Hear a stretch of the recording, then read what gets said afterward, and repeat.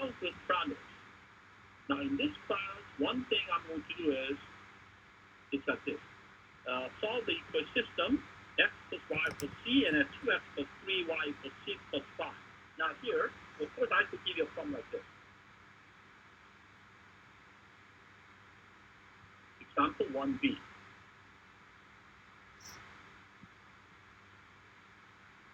X plus y. What is this? X plus y equal to 5. And then I can say x plus 2y, 2x. 2x plus what? 2x plus 3y is equal to, how about if I say 10? I could give you a problem like this. Now all of you are used to this. I'm not going to solve this. This is what? This is elementary algebra. This is like almost 2 courses or 3 courses below this class. So you don't have to do this. But in this class, I'm going to learn numbers like c. So when you see a c here, c is not a variable. C is called a parameter. X is a variable, but the c is not a variable. It's actually called a parameter. So what is a parameter? It's a variable too. But in math, we don't call this a parameter. We don't call this a variable. We call this a parameter. So in this case, what we mean by this is the c could be any number. The c could be any number. Once the prob begins, the value of c does not change. Is that clear? So do you know how to solve this? So basically, treat the c like a number. Treat the c, treat c as a number, as a fixed number. That's what you do. Then you can solve it. And then you find the x and y in terms of c. And so the variable could be c, could be in both places or in one equation. But c is you just have to treat the c like a number. That's what it is. So if you just treat the c like a number, and then you can write the solution. The final answer may depend on c. Yeah. Anyway, I'll let you do it. Okay. Example 2, same thing. C and 7. In this case, we have a parameter 7, parameter c. So what that c is once again, c will be treated like a number. Don't be afraid to see these kind of things. You will see them. Now, how about example 3? Find the intersection of 5x and the end x equals x plus c. So in this case, it's not x plus 5 or x plus 6 or x plus 7, but it is x plus c. So you are going to treat the c like a number.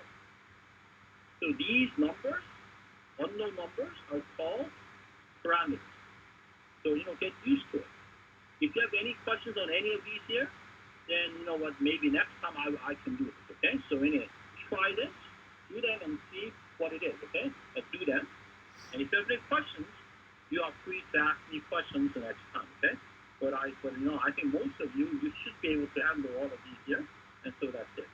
So now let me save it and clear this. Now let me do this here, and then how about this? Example 5. Right, and find it right. X cubed minus 5x squared plus dx plus 7 over x minus 2 in divided form. And so some of you may not know what a divided form is. Means divided form is the form 2x plus r of x over q of x plus r of x over b of x, where q, r, and b are polynomial, and the degree of r is less than d of b. So basically what it means is you have to divide that you have to divide that numerator by the denominator. And you can either do this by long division or by synthetic division. So you again do this by, may apply synthetic division. Synthetic division is easier. That is shorter or easier. But you can apply long division, of course. May apply long division. The long division is the long way, and synthetic division is the shorter way. Now, once again, this is already calculus, so I'm not going to spend time here, but make sure that you can do it. But here, the important thing is, I can sneak in a letter like D. So what is D? That's the parameter 2. I like to give you something like this. So I don't just give you a constant polynomial like 1x cubed minus 5x and then plus maybe a 2x and then plus 7. Those are numbers only. But you must get used to these kind of things here. And then I have to see them. And example 6, now is x cubed minus 5x squared and then plus dx plus d, dx plus d. If it's dx plus d, that means that d is same as that d.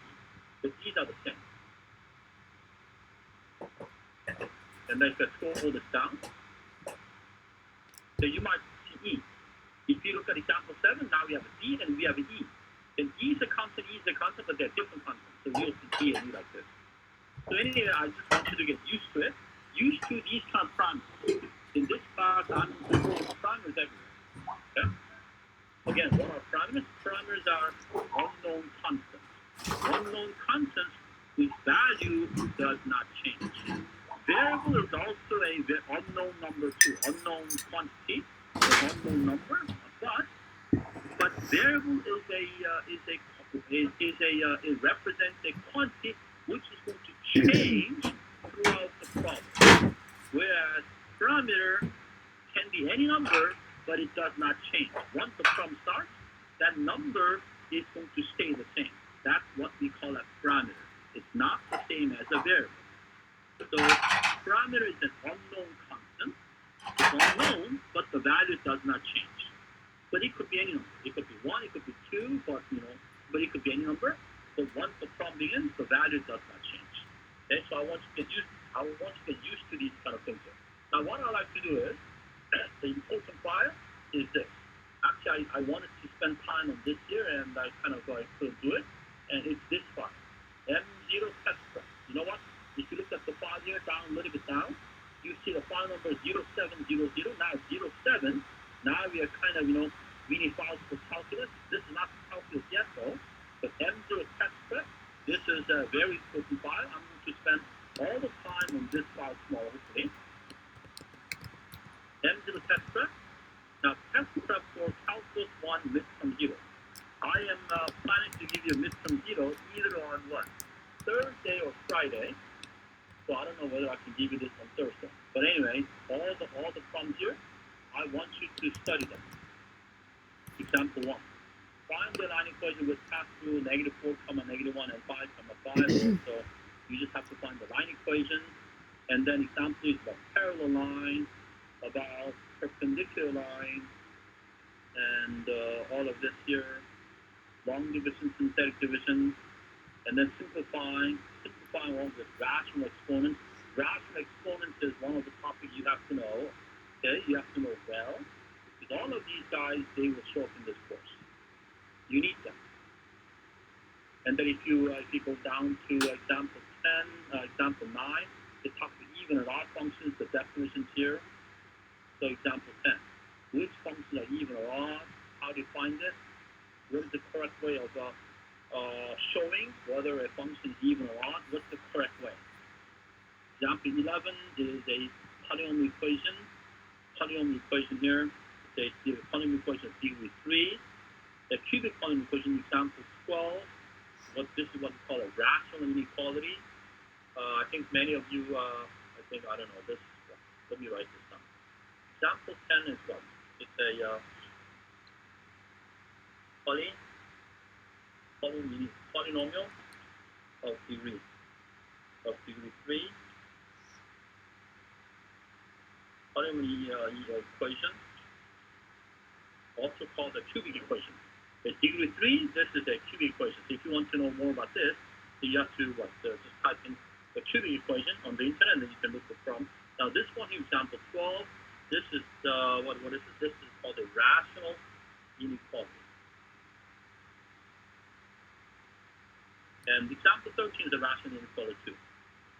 Example 14, simple rationalizing all this. Okay, we have that. Okay, so anyway, example 15, inequalities here. And example 17, let me scroll this down more. If you scroll this down, then what do you get? You get like factoring. Yeah, factoring is a very big item here. So especially in the earlier chapters, we need to do a lot of factoring. So factoring is a basic skill. You have to know factoring. And then example 18, factor 2, factoring all kinds of factoring here. If you want to know more about factoring, then let's see, do you have, did I post a lot of material factoring?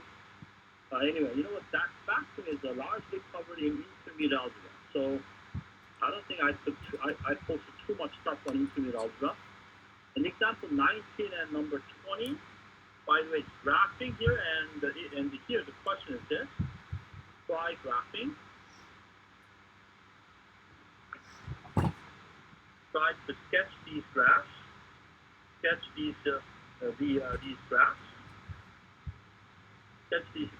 Sketch the graphs of equations. Graph equations manually.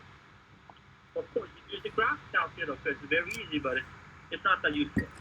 The question is, can you sketch these equations? Can you graph these equations manually? That is, without graphing calculators. Okay? So graphing calculator has a place, but at least the basics, you want to know how to graph these things manually. Okay? Because part of this course, we have what? We have curve sketching chapter, basically. I think it's chapter 3, chapter 4. When it comes to chapter 4, the entire chapter is about manual curve sketching. So you have to know how to sketch those. Even though graphing calculator will be allowed, I can always give you something where the graphing calculator will not help you. Okay? So all of this, and then besides that, what we have here, say, when let's clear this, and then what I'll do is I'm going to do this here, and then we have example 11 and 12. We have what? Can you go to the bathroom? I want to kind of know what that means. I want you to look at it, okay? Anyway, look at it. Oh, goodness. So I think I had some more examples here, okay? So did I mess up the addition? Anyway, this is what I'm going to, where I'm going to spend some time, okay? So look over all of these here and study everything you can at this point. So right now, all I can say is you have to study everything, okay? You don't have that much time, okay? And now what I like to do is I would like to, let's see, go over a section called 0202. What is 0202? 02 evaluating functions. There we go. Now this is something relevant to which you'll see in our quiz today. I'm making a comment at the end here. We have a few minutes to go. So what you have is this. Evaluating functions. This is a file called file number 0202. And h should be a non-zero constant. Example 1, let f(x) equals minus 3x squared minus 12x. Evaluate and simplify. So if f(x) is this, what is f of x plus h? And then part B, what is f of x plus 2h minus f of x minus 2h over h? So, the calculation could get a little bit messy, but this much calculation you are required to handle. So first, hopefully, all of you know what part A is. If f of x equals minus 3x squared minus 12x, what is f of x plus h? Does everybody know what this guy is?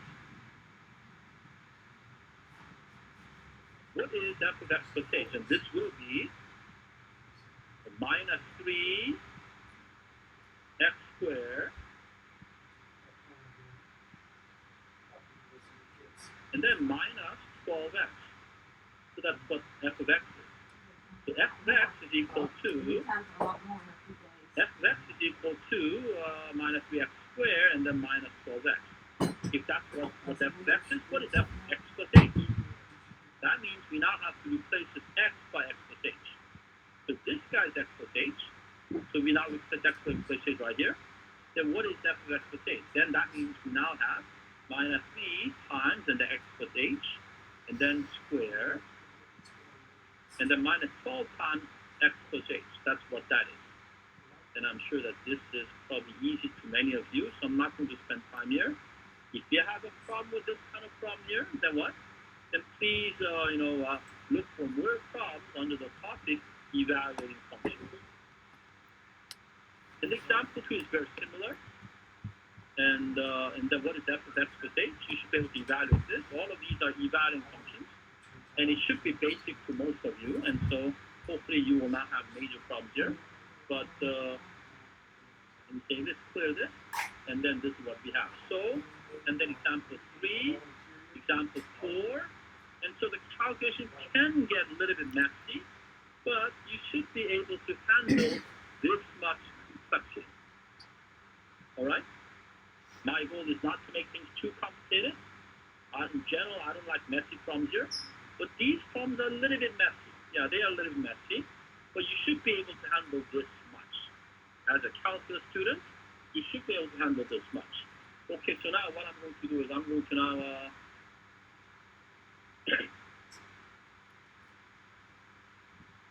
I'm now going to open up another file here. The other file I would like to open is, I think I opened, what did I say, what is this, invariant functions? Yeah, 0201, that's right. That's the file I would like to open. And so let's look at files here. So let's see, I'm going to open up the file called 0201. 0201, where is it? These are everything you need to know about lines. So when it comes to lines here, I might open this file again tomorrow, but basically, what is this here? Line forms. There are 4 line forms. Slope intercept form, and slope point form, number 2. And then number 3 is called the intercept form, and number 4 is called the standard form. Now, intercept form and standard form are usually not covered in intermediate algebra classes. So if you don't know that to cover this, if you know it, my policy is if you know it, you can use it. If you don't know, then of course you cannot use it. So make sure you know these forms, and then make sure that you understand the vertical lines and horizontal lines, and then those forms, and then now in the middle here of the page, you will you will see some theorems regarding parallel lines and perpendicular lines. So make sure that you understand what they mean. So the theorem is parallel lines and perpendicular, and then you have examples 6 and 7 and 9 and 10 and all of these examples here. Make sure that you can do these problems, okay? So again, if 2 lines are in slope intercept form, line 1 and line 2, on this theorem here, so let me annotate, let's make some notes here. So we have this right here. If you look at this is about parallel lines and perpendicular lines here. If you have 2 lines which are not vertical, the 2 non-vertical lines, the non-vertical lines. These are actually non-vertical lines. This is actually a theorem. This is actually a theorem on non-vertical lines. If the 2 lines are vertical, then we cannot apply this. But you can still have vertical lines. So anyway, try to do all of these examples. Okay, so okay. Yeah. You have a horizontal line and a vertical line. These 2 lines are also perpendicular too, even though this vertical line has no slope. All of you know that the vertical line has no slope, or undefined slope. So the vertical line and horizontal line, the 2 lines are still perpendicular, even though in this case the product of 2 slopes is not -1, because the vertical line doesn't have any slope. So anyway, all the examples here, if you look at example 6, 7, and 9, and all of this, you can go through all of these here. Mark here, what did I see, okay, here. Okay, let me just take a screenshot. Oops. Okay, you know what? I think it's time now. It's already past 10:50, 51, and so I guess I'll have to stop here. All of you take the first quiz. So please, again, everyone, take quiz 1 today. And I think I did say that it's due by, is it 9 p.m. or something? And then the quiz, I think there's a time limit. I think, did I give out 20 minutes to 30 minutes? But I think most of you, you should be able to do that in no time. Okay, so please just follow the instruction and go to quiz and take quiz 1, and then take it, and then write the solution manually, and then upload it, and then test it on the Canvas quiz. Okay, so anyway, let me stop here. yeah, I got but this from today Tucson. This is I was, supposed it was kind of tight. Oh, The the first ball lights? was a little bit tight. I haven't So seen all of it. you have a good play. Shine it in the tree And out in the don't front forget yard. to take the No, quiz. You want to take the quiz I'm taking today. it back because we don't want And it. each Or of you can the have it. counts is one of the quizzes. $200. And if you have No. any No, take it questions, back. I We will don't be need it. here to answer most of the questions. Take Okay, it back. so I the thought it class was is for Christmas officially lights. dismissed. All of you have a good day. And I'll see you tomorrow. Take the quiz. And for those of you with questions, again, I will be here to answer questions. If you multiply by 100, this is what you get. 13 for x will be 0.134 bar and 4 only, and that 100x will be 13.4 bar, which is 444 bar. I wrote down 444 bar. This is actually the same as 13.4 bar. Alright, I wrote the 13.4 bar as 13.444 bar. When I subtract this, what we get is we get 99x is equal to 13.31. This is what we get. Did you get up to this? That's the part that confused me. I thought I thought that since we didn't have matching decimals, we could because it was constantly repeating, we couldn't minus 0.134 from 0.444.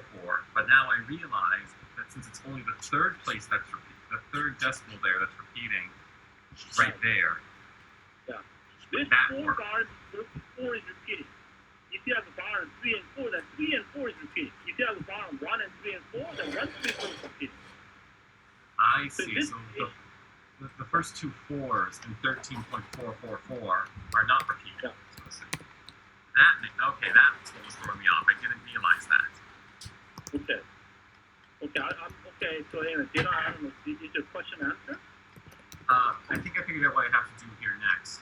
The next thing to do here would be 13.31 divided by 99.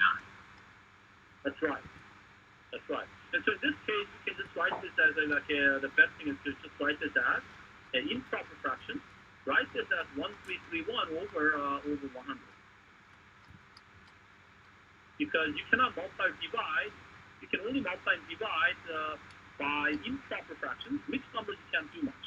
So you want to convert this proper. And so now what you do is x is equal to now multiply both sides by 1 over 99. And if you do that, then what you get is you get 1331. And then this will be over 9900. You get this. Multiply both sides by 1 over 99. So divide both sides by 99 is 0. You get this. So this is it.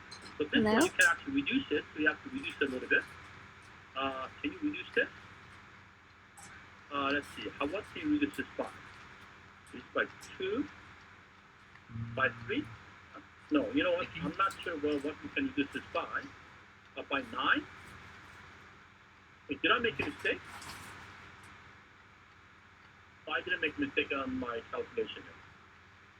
Okay, but this, we should be able to reduce this because this is not the simplest form of fraction. So this one should be reduced. Okay, reduce. Now in this case, the question is this. Is this the easiest way to solve the problem? Did we have to multiply by 100? And the answer is no. We really didn't have to multiply by 100. 10 would actually do. Because x is equal to 0 point, what? 1, 3, Title 9 and then 4. Or if you like, you can repeat this. And if you multiply this I by don't 10, care if they say they're sorry. I don't That's care if they equal buy to you flowers and roses. If they sexually 1 assaulted point, you, they're guilty. And you're going to have to come and have a conversation and with a them. 4, 4, 4. Yeah. And then when you multiply this by 10, the tail portion repeats anyway, already. Right. The fact is only one My name is repeating. Candy. If My one name is is repeating, you Candy. only What have was to it? Candy multiply Smiley. 100 words, 1,000 You'll words never as forget well. that name. But 10 words. My sister's name So was this Brandy. case, when you Candy and Brandy. My parents thought it was funny. There's There's nothing I could do about it. Be a 9x. But you know what is, why is it not equal to? So this, now side by side, 9x is equal to 1.34 minus 0.34. And so this part is now done. This part, they goes away. It's exactly the same tail. So that will be 1 point and then what? 1.21. There you go. And so this is actually What? 121 over what? Over 10. No. No. I Over don't know 100. if they just have to do that. So this They is said it was 120 all over required 100. by So the this is going to be what? This is going to be what? 121 over. Sorry. This is now I don't know, it kind of the pisses me off equals because when you multiples take of it 1 on over 1 over 9. it's like, I don't So you get need 121 two over separate. 900. You know, now I see what's going on here. You know, there's 1,331, 1,331, and 9,900. Those numbers are actually divisible by 11. Okay, so you may not see that, but actually it is. So they are not in the reduced form. Both integers are Poor divisible guy. by 11. And so, There it goes. It's not, yeah, that crazy number made No, he me didn't lose need some to. time for a second there. I think I figured out what my mistake was. My issue was I counted how many decimals until we were repeating. I should count how many decimal places are in the actual repeating portion. In this case, since it's only 1, we only need to do it by 10. Exactly. So you have to multiply by number, the minimum, so you have to multiply by the smallest number possible so that the tail end will be the same. Because you want to have the tail at the end. So it doesn't matter. The same tail could happen after any number of decimal places. So in this case, only from the third decimal place it's the same decimal. But that's okay. It does not repeat. The same decimal does not need to be occur from immediately after decimal point. It could be the same from the third decimal place, the fourth decimal, or 10th decimal place. It's but as long as they have the same tail, it's okay because the tail will be like match up the tails. Everything else goes. Got it. All right. But of course, if you want to use the building block, you can do this too. If you want to use the building block, then of course this one, the building block that 1 over 9 is equal to 0.1. This is actually conversion by building block. And if you want to convert this by building block, this is 1 bar. This 0.14 is actually 0.1. This is actually equal to 0.1. And then plus 0.03. And then plus, this is 0. You know what? Somehow the writing is not working. Oh, So really? this is 0.004. Wow. It's this. You can actually separate them. It's this right here. And then once you have that, then what we can do is we can actually convert all of these guys into fractions. And so from 1 over 10, well, 0.1 is 1 over 10. And then 0.03, that's over 3 over 100. And then 900. 0.004. That is equal to, it's almost 4 over 9. But then we have 2 non-zeros repeating stuck in there. So this is actually in the 4 over 900. Okay. And if you add those fractions, you get exactly the same fraction at the end. That's the first method is the method which you want to know. That's the standard method. The second method is by building block, using the fraction 1 over 9. But you know what? Just try to learn all the methods. It is always when I present you different ways. Basically, the message is, learn all the methods. Okay? On the test, of course, I'm not going to ask you to do the problem in 2 different ways. You only need 1 way. But as a student, you should always learn all the methods I present you. And then that way you get to compare, and then you get to learn the best way. If you don't want to learn the best way, you learn all ways, not just the best way. Okay? Right. All right. Any other questions here? My last question. In the reading material, how far would you recommend to prepare for quiz number 1?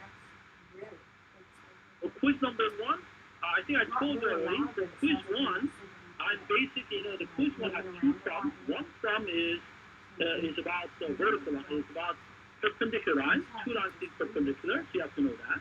So you have to know the line equations and perpendicular and parallel and perpendicular line equations. You have to know those. And then one question is about evaluating functions. So here I'm already giving you the 2 topics because I didn't want the class to be alarmed. Okay, so basically you have those 2 questions. recommend you to maybe just look up the notes on those topics and then take the quiz because the quiz is today.